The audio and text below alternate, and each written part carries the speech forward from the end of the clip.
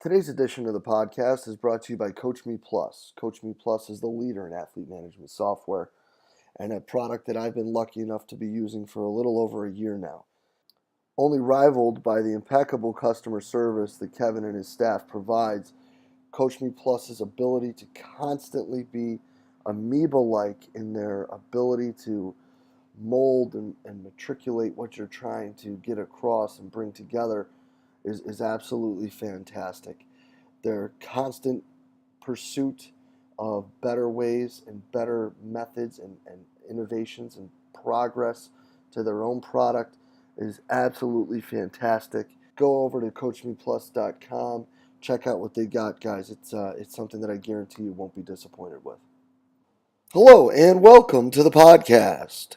Today, guys, I am elated to have the performance director for Michigan Football, Fergus Connolly, on the show. Guys, Fergus is going to start out discussing his computer science background and how that's impacted him and his views both in high performance and strength and conditioning. We then talk about, the pitfalls that he sees with coaches choosing technology and diving right into kind of the extreme situations that coaches get into when it comes to dealing with new technologies. And we also talk about some questions that he thinks that we as strength and conditioning coaches and or high performance directors need to answer before we start to bring technology into what we're doing. And then we touch upon, what coaches should be looking at across all sports and how there's connections between each and every sport that we work with and what those connections are and how we can look at those to better our athletes. And then we finish off talking about the publication that he has coming out, either late summer, early fall. Fergus is an absolute wealth of knowledge, an absolute rock star in the field. I was lucky to meet him up in Boston at the BSMPG a few years ago. This talk is absolutely killer, guys. I hope you enjoyed as much as I did. Let's get right to it. Fergus, thanks for being on with us today, bud. Thank you. Appreciate it. Thanks for the invite. Yeah, so hey, for the 3/4 of a person listening that doesn't know who you are, let's give a quick little intro and roll from there. Well, if my accent doesn't give it away, I'm Irish, and well, considering we met in Boston actually years ago. But anyway, yeah, I'm Irish. I've had the pleasure. I'm the performance director here at the University of Michigan Football with Coach Harbaugh, who had worked before in San Francisco with the 49ers. I've had the pleasure working professionally in soccer, in rugby, the NFL, and now college football. So, yeah, I've worked in all of the major field sports around the world, and it's I suppose given me perhaps a different perspective on performance, on team sports, and on winning. Well, and another interesting thing to your background is your computer science background. And that's had a pretty profound impact on how you look at not just strength and conditioning, but overall team performance in general. Let's start talking about that and go from there. Yeah. Originally, actually, my original degree was teaching, and then I ended up I did a master's in manufacturing, and then I did a PhD in computer science. And yes,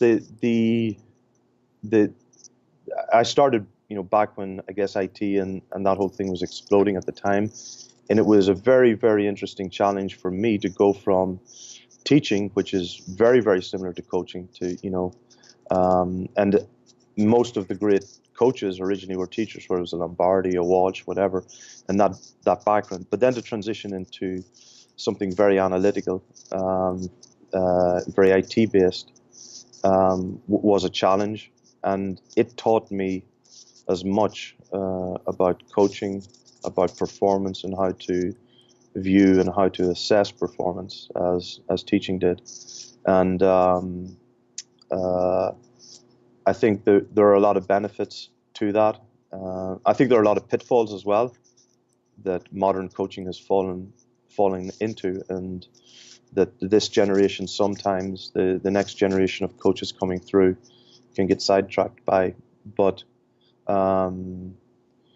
the best coaches that I've been around, that I've learned from.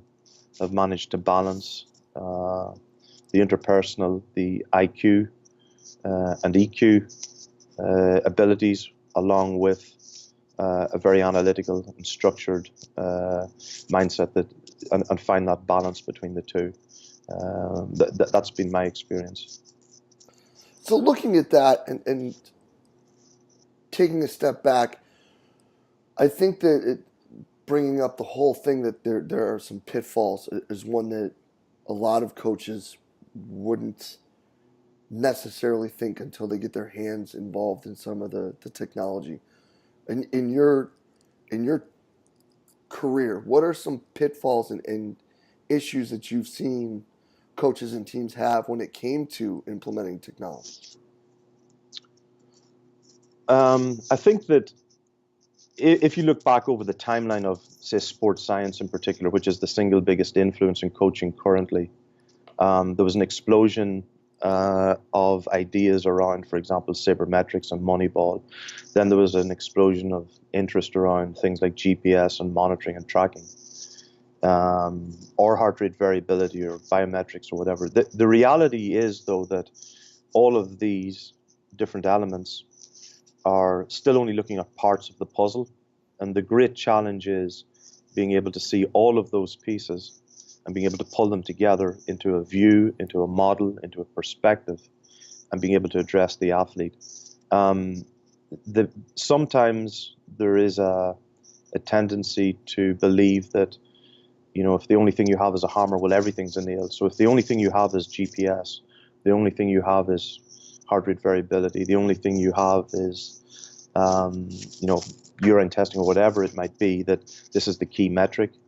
The great skill that great coaches have is knowing the relevance and the weight to put on these different things.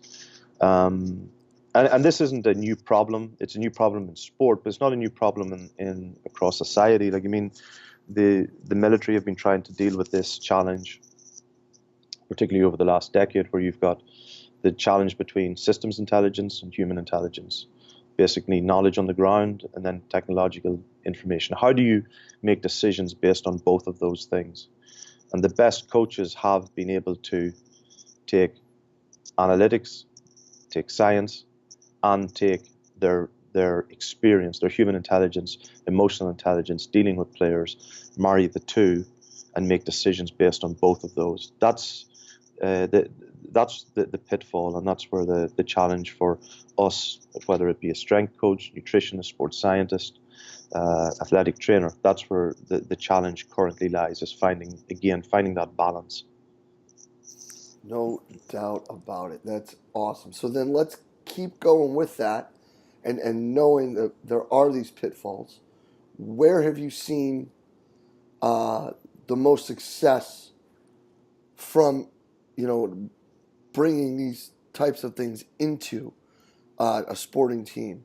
Where have you been able, either through communication or just through implementing some changes, been able to see the greatest impact on the players? I think one of the key lessons, I think, if I start that way, is, and again, that's the reason that I put my book together, was that to explain just some of the key lessons and outcomes that I have come to. And one of the key ones is start backwards. Start with the game. Start with the performance and work backwards to identify the issue that you want to address. And try and address it then. Try and choose whether it's a technology or a human intervention that you want to fix the problem, as opposed to starting with 150 GPS monitors and let's start tracking everything. Let's start with the performance. Look at our game, look at our team. Let's see where we believe that we have an issue or an area to improve. And let's work backwards to the technology or to the intervention, whether that be a personal, human, soft intervention, or whether it be a hard monitoring, tracking intervention. Because in many, many cases, teams can solve problems with a far simpler approach, far simpler intervention, closer to the performance, closer to the game, without having to, like I say, resort to spending what it eventually end up being, hundreds of thousands of dollars on a particular technology and consuming a lot of time intervening. So that's one of the key lessons is start backwards. Let's work backwards from the game as opposed to monitoring, tracking absolutely everything and then trying to figure out, what is relevant. It's like it's like the quote I've used before. It's, what you know, what you know, what you don't know, and what you don't know, you don't know. It's the combination of that. So let's start from the game, work backwards, figure out what we need to improve, and then decide if there is a technological or technology that can help us or not. No, and I think that point is so valuable and so underrated when it comes to people diving into the sexiness of all of these things, whether it be, like you said, HRV or GPS, or even just simple wellness questionnaires that were like the coolest thing ever for like a year and a half. Because it's like we just look at it and it's like, oh, well, we're going to do this, and all of a sudden we're going to win games. But it's like, what questions are you actually trying to answer? Yeah, that raises a very, very important point. And one of the things that people forget over time, and I have a graphic I can share it with you, which is essentially an implementation pathway. People must understand that, for example, questionnaires, they do have a limited shelf life before people start to get bored of them or tired of them. They have a natural shelf life. If you look at, for example, Fitbits and look at these other technologies, look at how long people actually use them for. So they are useful and they can have a very big impact, but there is a limit to how long people will continue to use them honestly, and particularly as an athlete. That's the first thing. There's also a race to keep up with the Joneses or to say that we have this technology or we don't. But the real question, and again going back to the work backwards from the game, work backwards from the result. Look at all of the teams who have spent the most. Look at the teams who have made the most noise about sports science or about technologies or what they're doing. Invariably, they're towards the bottom of the table, sadly. So the correlation between huge investments in complicated sports science and huge investments in technology and success is not there, or at best it's questionable. The teams who have been the most successful, whether it's teams like the Patriots, whether it's Jose Mourinho, whether it's Alex Ferguson, whoever it might be, whatever the sport might be, whether it's the All Blacks, they're not adverse to using technology, but they tend to be the settlers rather than the pioneers. They tend to be the people who are not first to jump in, but they're those who extract the most useful ones and use them most intelligently, rather than just investing a huge resources and putting all their eggs in that basket. And you can look at those teams and people can draw their own conclusions. No, 100%, and it's and again, just full circle on this topic. Just because what's most useful to the All Blacks or to the Golden State Warriors or to the Richmond Spiders or Michigan Wolverines doesn't mean it's going to be what's most important for one of the other four teams I just mentioned. Yeah, and again, mentioning the military again, there's a massive arms industry that runs alongside the military. Well, there's a massive sports technology industry now that runs alongside sport, and people, it's worth billions at this stage, and because something is marketed on ESPN.com or whatever website or whatever it might be, doesn't necessarily mean that it's really being used day to day in the environment. We both know when you go and visit certain teams or see certain coaches, the reality, what you read in the article is not exactly what's being done, what's being done day to day. So that's where those people who do actually knock on the door and visit, they see what's really being done, and perhaps not what's really being done, but they see what's really being effective. Yes, and the answer you gave there is what I was hoping you would say, because it's really easy to read an article and hear that Team A is doing, Omega Wave in the morning and GPS at practice and this, that, and the other thing, and they're using whatever that camera system is that they now run indoors for all these indoor sports to track speed and distance and velocity and blah, blah, blah. But what do those numbers actually do to help the player? Yeah, and it it doesn't matter what whatever way you want to spin it or twist it. People don't win by accident, and they don't win consistently by accident. So, um, if you look at sustainable sustainable success, teams who are repeatedly successful, that's where you find the clues, and the reasons why they are. And you need to find those things. You need to identify what they are, and draw your conclusions from that. And it may simply be a combination of providing a very good culture, obviously having very good players, being able to motivate them, being able to take care of them, and having good practices, practicing well and performing well. Um, and if you were to look at the top 10 most common things, sports science is a supporting element in that. Strength and conditioning is supporting, but there are lots of other factors. And one of the dangers or threats to success in sports that have a physical dominance is that sometimes strength and conditioning can be too dominant within the coaching sphere. It can have too much say at the expense of perhaps tactical or technical development. That's an important factor in today's world. No, and I couldn't agree any more with that. It's as important as I feel, the physical prep side of it is. The minute we start taking away from an athlete's ability to practice, just practice, let alone perform in a match or a game or any type of competition, is the minute we need to pump our brakes and start figuring out what are we really trying to do here. Yeah, so if you take and I've used this example before, if you take the greatest quarterback ever, just because he's from Michigan, but you take Tom Brady, he's a perfect example of an athlete who has a fabulous technical and tactical ability, psychologically very, very strong, and physically he has the qualities needed to execute those other three dimensions, and that is all based on a foundation of health. He takes very good care of his own health, which allows him to have a long career.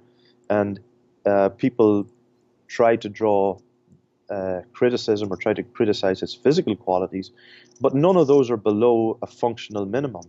As a quarterback, there are functional minimums, whether that be flexibility, strength, speed, whatever. And so long as his qualities don't fall below that, he's able to execute tactically, technically, and psychologically, what he needs to do. And we need to learn from those.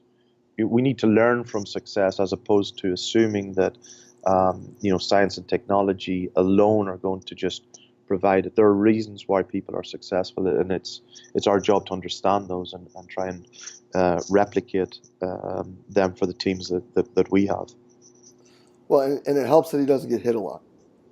Well, again, that goes back to absolutely, and that goes back to to the culture, to the team, and to the O-line and how they as a group perform. But yeah, absolutely, all of those things matter. They used to call them for number 23. They used to call them the Jordan rules, but those things matter.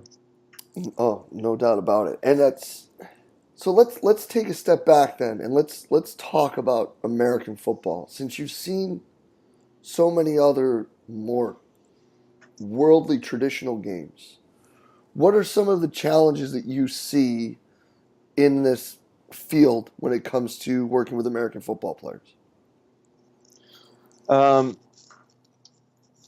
I think the model that I've used is the same model. So one of the advantages of working full time in the different sports is that you get to understand the principles behind each of the different sports.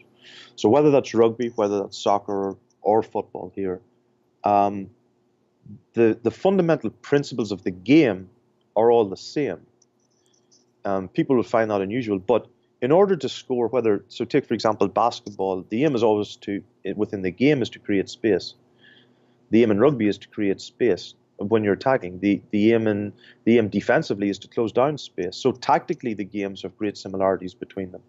The athletes as well are fundamentally the same. All athletes at their core have health. That's their foundation. If they're not healthy, they're not going to have a long career, and something's going to catch up with them. Now, elite athletes can compensate for periods of time, and you see it all the time. They can compensate for missing some night's sleep, or they can compensate for whatever in the short term. But long term, and we're talking about sustainable success, we're talking about dominant athletes, they must have a foundation of health. And then on top of that, you've got four main qualities: your tactical ability, your tactical quality, your technical quality or skill, your physical, and your psychological. And all athletes have those four qualities in different percentages, different influences. So again, you take a Cam Newton, perhaps, and a Tom Brady as an example, and I'm being very general here. Both achieve similar outcomes, but Cam achieves them through being incredibly athletic, great tactical ability as well, psychological, but it's largely physical, whereas Tom Brady relies on incredible physical, tactical, and technical ability, not so much physical, mostly psychological. So what I'm saying is that it's how these athletes achieve similar outcomes, but emphasizing different qualities. And all sports are the same. All those four things, the foundation of health, and then the four technical, tactical, physical, and psychological qualities are common to all athletes. Our job is to be able to maximize each one of those without the expense of what we might classify as a weakness. So you want to continue to develop those four qualities. Now, the challenge becomes where we can measure all of the physical ones very easily: strength, speed, power. Tactical, technical, and psychological ones are a little bit more difficult to measure, but if we don't try and account for them, we're certainly not going to improve them. Yes, because you can't do anything if you don't measure something. Yes, and even just to be simply aware of them. So, and this is where, when you sit down and you go through all of your players with the head coach, if you only discuss the physical qualities, if you only discuss the things you measure, which very often end up being physical, what he benches, what his body weight are, these things, and you don't, in some shape or form, measure, assess, qualify or quantify the psychological elements, the skill elements, technical elements, or the tactical qualities of that player, you like you say, you're not going to improve them, or you're not going to emphasize them to that player, because we've all seen the players who are, physical studs, but lack positional awareness, lack a technical aptitude. Do they know tactical meaning? Do they know where they need to be at a particular point in time?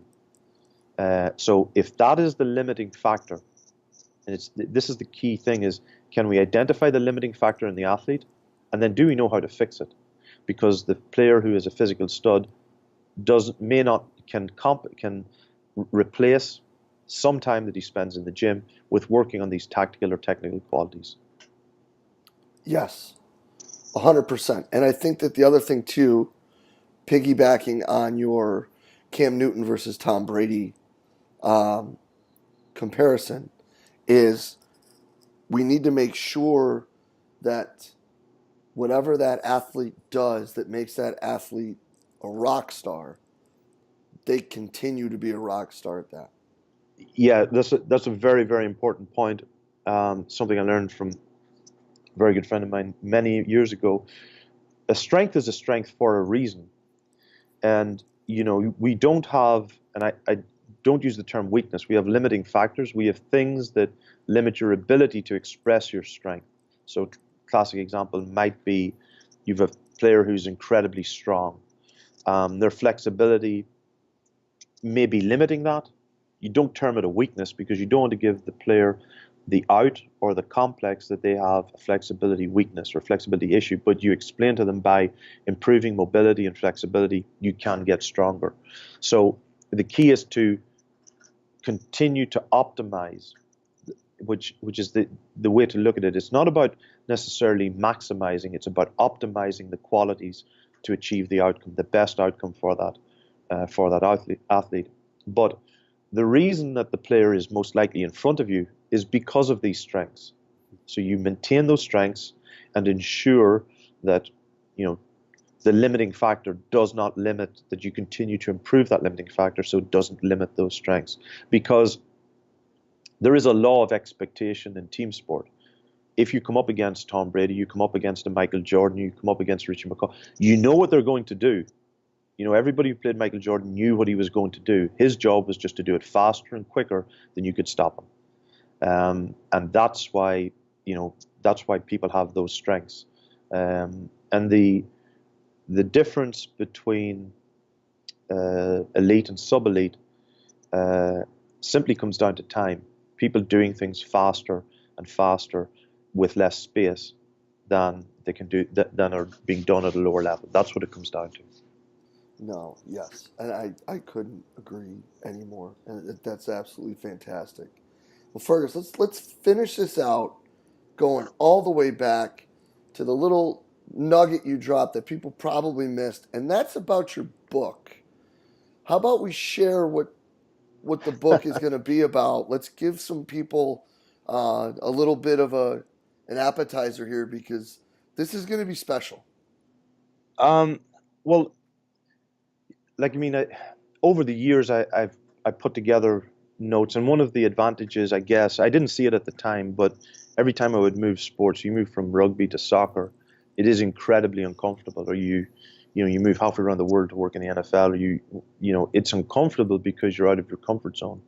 So what I had kept doing was keeping a notebook or notebooks of the principles and writing them down.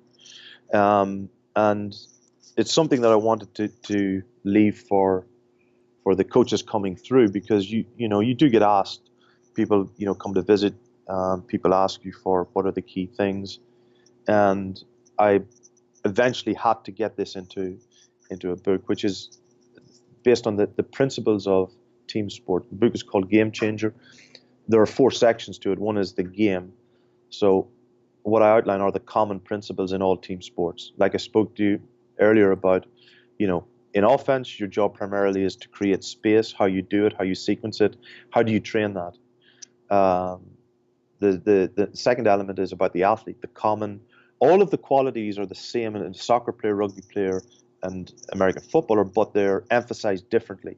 In other words, they all must be flexible, but how do we develop them? How do we train them, and how much? It's like having keys on the piano.